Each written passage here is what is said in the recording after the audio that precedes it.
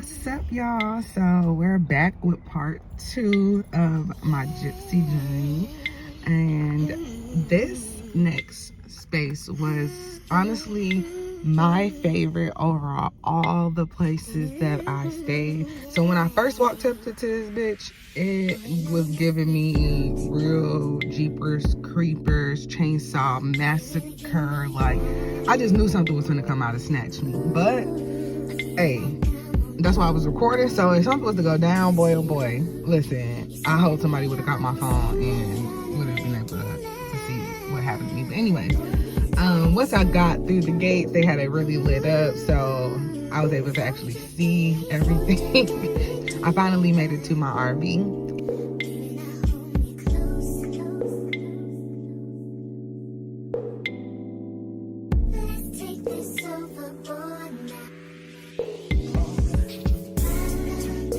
When I got inside, it was so cute. All of my shit is in here, so don't mind it. But it had a nice living room area. They gave me a TV. I had a heater. At this time, it was kind of cold. This is probably like, I want to say around February, March maybe. And so, you know, the weather was still kind of cold. So the RV would get kind of cold. It was not insulated, so if I didn't have the temperature right, it would get too hot or too cold. And so, you know, I was having a little battle there. But I mean, I already knew that.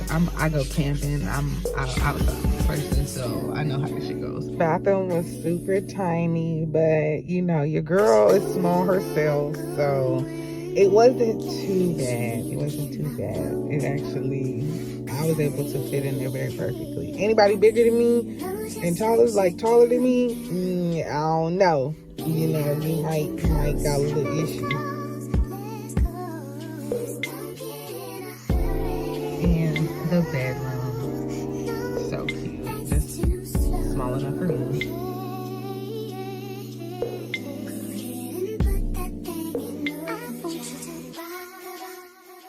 I had just came home, so my mom had loaded me up with hella snacks, hella food. Like, I ain't have to buy nothing for a. You gotta keep your essentials when you're out in the streets. And essentials is food, okay? So I just came from home and my mom gave me a whole bunch of food. Gave me some canned peaches, okay? Got some dried cranberries up in this thing. Got me some oatmeal. Got some juices. I got some pistachios and some nuts. Some walnuts. Some raisins. Peanut butter.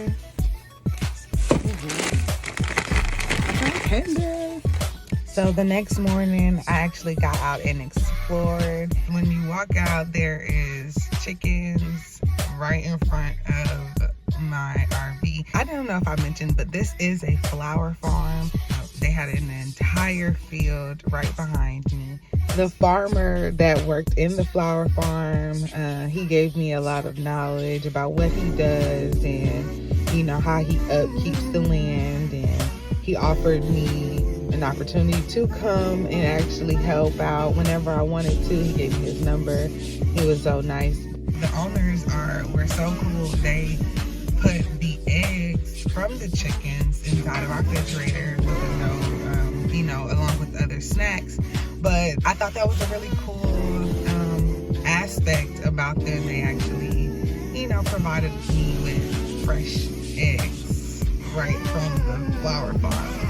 I would go in this little nook, I guess you could say, and I would sit majority of my time there. All right, we outside with it. I definitely spent a lot of time outside in my own plants and just really soaking up my atmosphere. As you can tell, I love to feel like I'm in the woods, low-key. I grew up in the country, so that's my calm, safe space a lot of times. And living in the city can be a lot. You got a lot of noise, a lot of a lot of movement, you know. So sometimes you just need like a little stillness, a little moment to listen to the birds chirp and hear the wind blow, you know. Airbnb property had technically they had 4 spaces on this lot. They had a tiny home, and they had the RV, which I stayed in, and then they had a duplex right next to it, and I stayed in one of the duplexes as well. And this spot was, you wouldn't believe, is only 10 minutes from downtown Atlanta. Like, what? Who would have thought that this entire space would have been in Atlanta, let alone downtown? Like, come on. I am a person that sometimes change was hard for me. So me doing this gypsy journey, being able to move around and place myself in different environments and different energies that I normally wouldn't, it's getting me out of my comfort zone.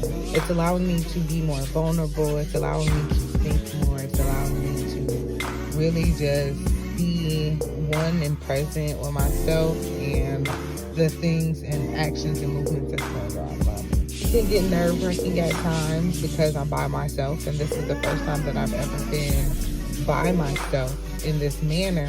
So it was interesting to see how my brain would go to certain things, because I used to think stuff was happening. Like, I used to be terrified, like I was freaking out at some point in times, but it was my brain putting me in a worried and anxious space, and I had to work through those things and figure out why exactly my mind was going into those negative spaces. And it was just, you know, I wasn't in my normal environment, and I didn't understand, I didn't know, and I wanted to know. And you know how your brain goes through that spiral of overthinking, and it just causes chaos and havoc, and it's very unnecessary. I like the fact that I was able to somewhat overcome a lot of my mental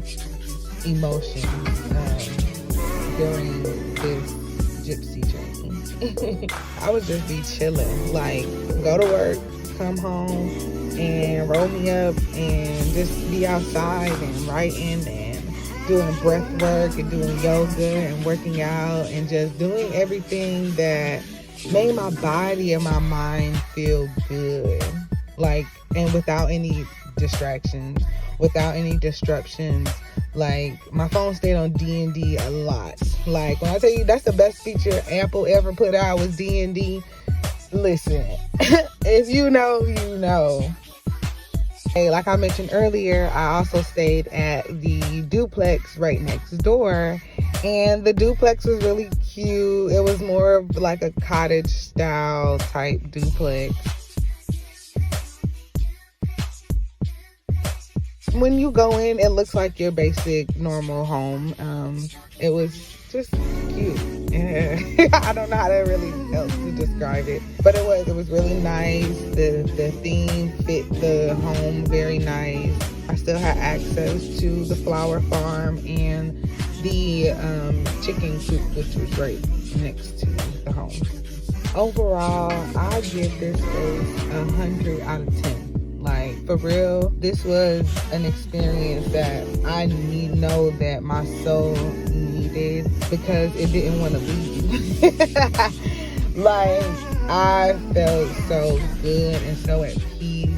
My mind was so clear there. Like, it gave me the experience of camping. It gave me the experience of being in a cabin. But like I said, I'm 10 minutes from my job, so it was easy for me to get up and just go to work and then come right back home. Well, not to my home, but to the Airbnb home. And, you know, get right back into the zone. Like, I think is where most of my ideas was starting to come from. I literally was just writing down content ideas all day long, like every time, to the point that now I have like over 150 different content ideas that I could be using for my social platforms. And, you know, this was my time that I was trying to figure out all of that, trying to get into the social media world and figure out what that looks like for me. And on top of being able to provide products and get my other business ventures started, I absolutely love this place. And I definitely will go back anytime. I stayed at this place at least 5 different times. Like, I could not stay away from this home. I will have the link to this Airbnb flower farm in the description box below. Just make sure y'all subscribe to my channel, like and comment on this video, tell me what y'all think. And part 3 is where I started doing the work for me. Like, I got into a zone that was unreal. Thank you for watching this video. I hope you all enjoyed it.